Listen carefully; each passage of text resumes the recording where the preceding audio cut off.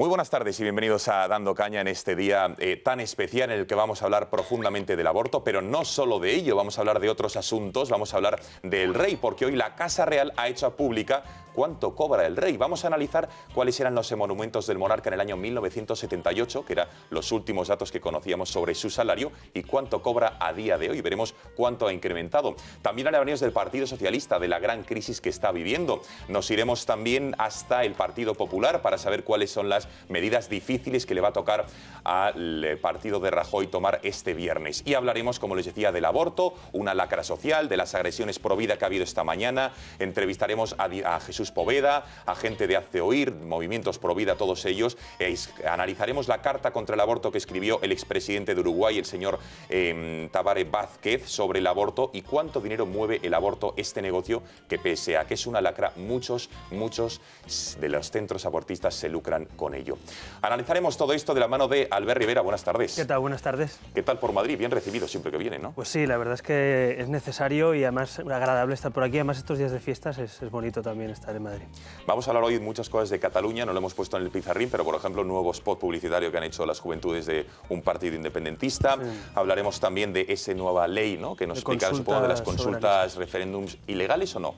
Bueno, yo creo que sí, hablaremos luego, pero si aborda debates que son fuera de la competencia autonómica, desde luego. Es decir, la ley de financiación autonómica o la Constitución solo son las Cortes las que la pueden modificar. Por tanto, yo creo que pueden pisar esa inconstitucionalidad. Muy bien, Susana Burgos, buenas tardes. Muy buenas tardes, Gonzalo. En fin, don Miguel Barrachina, bienvenido. Pues muy bien, recién llegado de Castellón. Es don Antonio Martín Bombón, buenas tardes. Muy buenas tardes. A usted le pregunto, por ejemplo, ¿qué le parece lo que cobra el rey, los datos que hoy se han hecho públicos? ¿Le parece un buen ejercicio de transparencia que la Casa Real lo haya hecho público? Bueno, me parece que no solamente la Casa del Rey, es decir, España en general tiene que ser transparente. En fin, señores, vamos a hablar de un tema francamente preocupante, que es el aborto. Hoy es el Día de los Santos Inocentes. ¿Qué les parece los datos que hoy abríamos la Gaceta de 38,5 millones, casi 40 millones de euros dedica a la Seguridad Social? Es decir, el dinero de todos nosotros en el año 2010 para pagar más de 115.000 abortos. Sobre esta detención habría que decir que ya no es Rubalcaba el ministro del Interior ni Antonio Camacho. Ahora es un hombre que se llama Jorge Fernández Díaz, que es del PP. Sí, pero la delegada del gobierno sigue siendo la misma. Es miembro del Opus Dei, ¿no? El ministro del Interior, digo yo, que podría haber previsto, puesto que es miembro del Opus Dei, nos consta que un importante defensor de la vida y coherente con esa postura debería haber previsto que hoy era el día de los Santos Inocentes y que los grupos pro vida iban a salir a la calle. Al final, la espiral de mentira, la espiral de corrupción en torno a este negocio negro de la muerte, no sé a dónde lleva. Yo creo que ahora el gobierno del Partido Popular tiene que coger el toro por los cuernos. Las comunidades autónomas, además, están gobernadas por el Partido Popular, con la excepción de Andalucía, que está al caer un cambio de ejecutivo.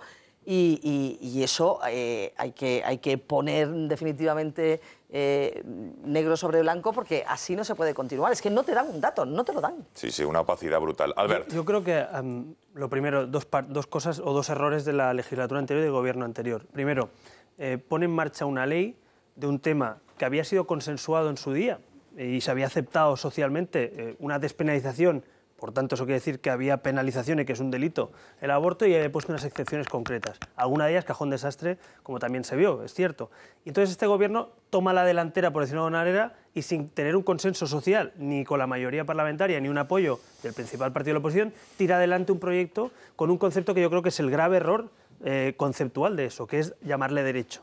Es decir, tú puedes estar de acuerdo si hay un supuesto, si hay dos, si el tercero es cajón desastre, si no lo es, que es lo que pasaba antes, o cómo evitamos eso. Pero pasar a decir que eso es derecho, yo creo que es el gran paso desde el punto de vista casi antropológico que se da ahí, que yo creo que es uno de los errores. Y el segundo error práctico son los datos. Es decir, si esta ley hubiera supuesto un descenso de los abortos y una mayor ayuda a las madres, una mayor ayuda de planificación familiar, diríamos, bueno, pues el instrumento es cuestionable políticamente, jurídicamente, pero ha conseguido un efecto positivo. Pero es que el efecto es negativo y el debate también ha sido negativo para la sociedad. Por tanto, yo creo que podemos hacer hoy resumen de eso, de que ha sido no solo una mala ley, sino sobre todo que no ha habido una política para ayudar precisamente a evitar eso. Para mí, y lo dice alguien que tiene muchísimas dudas sobre este asunto y que además entiendo, yo estoy de acuerdo con la despenalización de ciertos supuestos, habrá gente que no, que quiere que no se, en ningún caso. Yo creo que sí que hay casos como las violaciones, como determinada enfermedad, creo que sí que se puede, como la ley anterior, pero es evidente que tenemos hoy encima de la mesa un debate sobre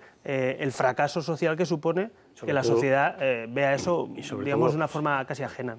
Vamos a cambiar de asunto, vamos a hablar del rey, si les parece. Vean esta imagen. Ayer, fíjense en la ovación cerrada que le dedicaban los diputados. Fíjense, hemos puesto un cronómetro para que vean la conclusión de sus palabras, cuánto duró la ovación. Vamos a escuchar.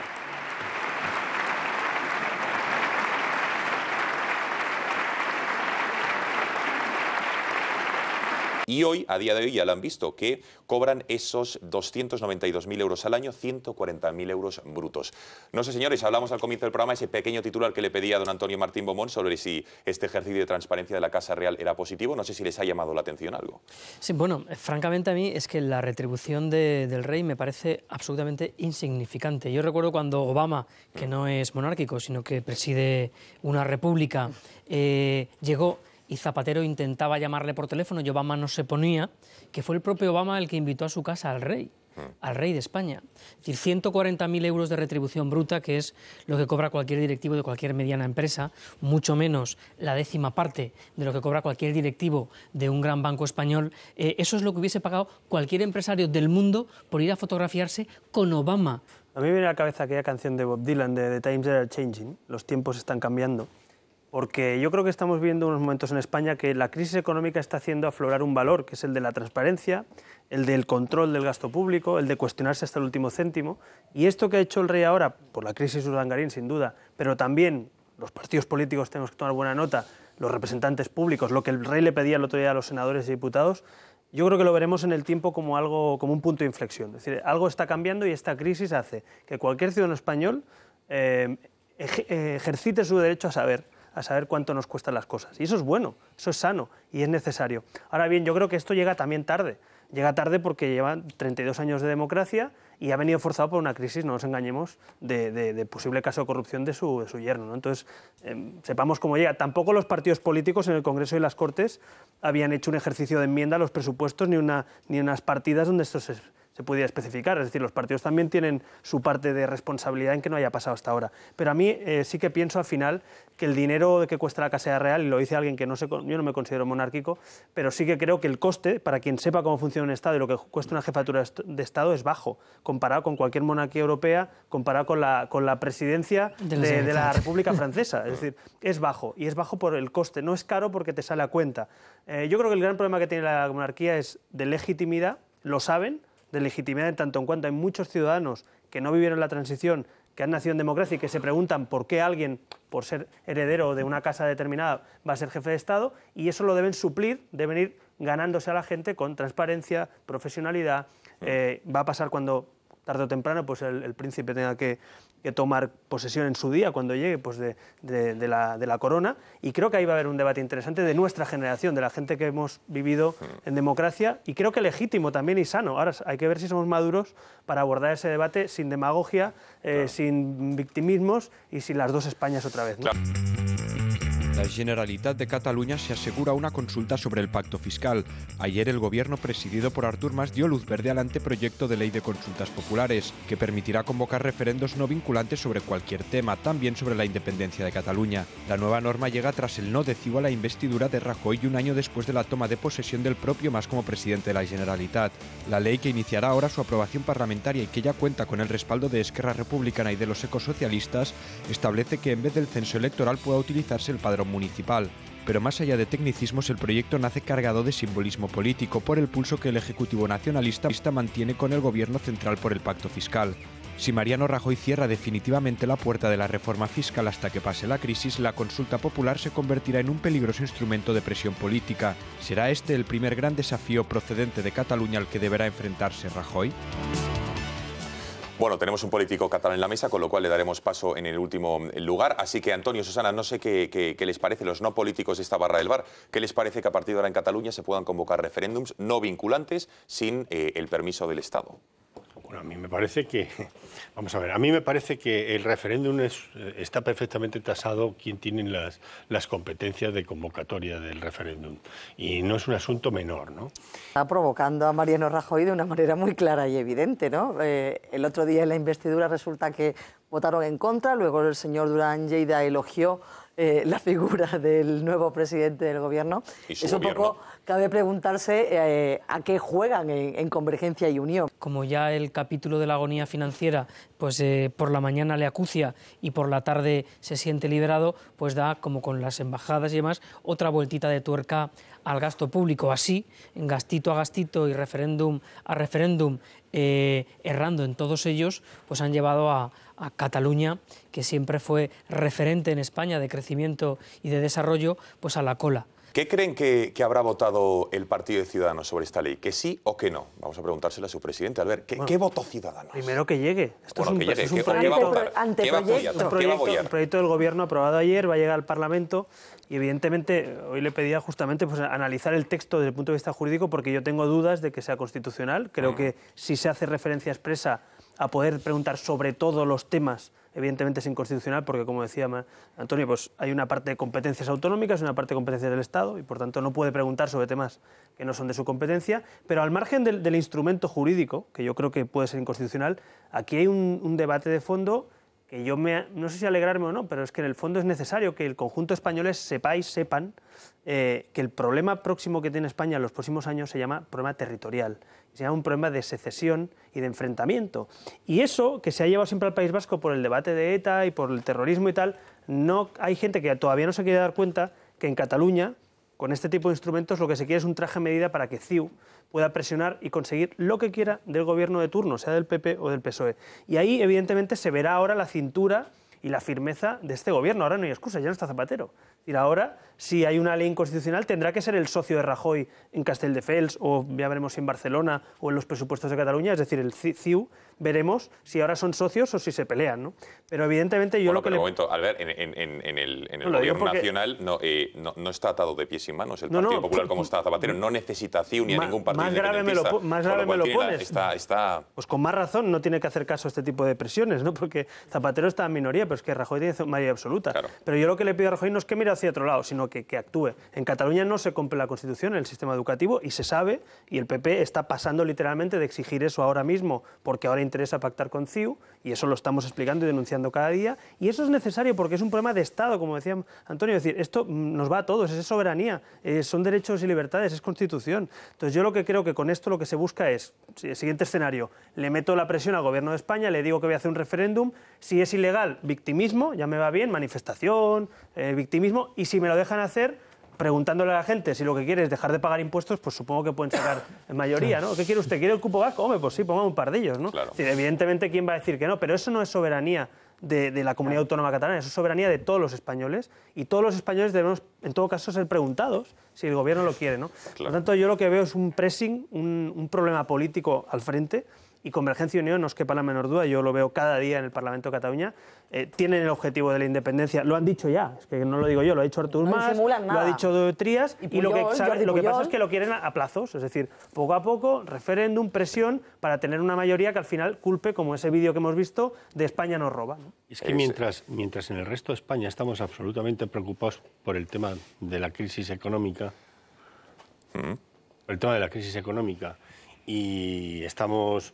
y eso nos lleva a que no miremos a otras cuestiones, el nacionalismo tiene perfectamente claro dónde quiere caminar, con crisis y sin crisis. Y por tanto alguna determinación habrá que tomar, ¿eh? Pero me permites un matiz, ¿sabes qué pasa? Breve, que al final, breve, que tenemos que hablar de economía. Que la oposición a eso no existe. Es decir, en Cataluña la visión esta de hay que pactar con CiU sí o sí porque son los caciques de la zona, para decir algo, y que el PP y el PSOE intenten llegar a acuerdos, ¿qué provoca? Que cabalguen sin oposición intelectual y sin oposición política. Lo que hay que hacer es hacer un frente constitucionalista en Cataluña, igual que en el País Vasco se ha hecho, para poner freno al plan Ibarretxe y trazar una línea entre los que defendemos la Constitución y los que no, lo siento mucho, pero es que el futuro va a ir por ahí, y socialistas de Cataluña, que son nacionalistas, y PP, que según le interese o no, está con CiU o no, tendrán que plantearse si les importa el concepto de España y las libertades. Ahora, si vamos solo a pasar página, pues seguiremos igual, ¿no?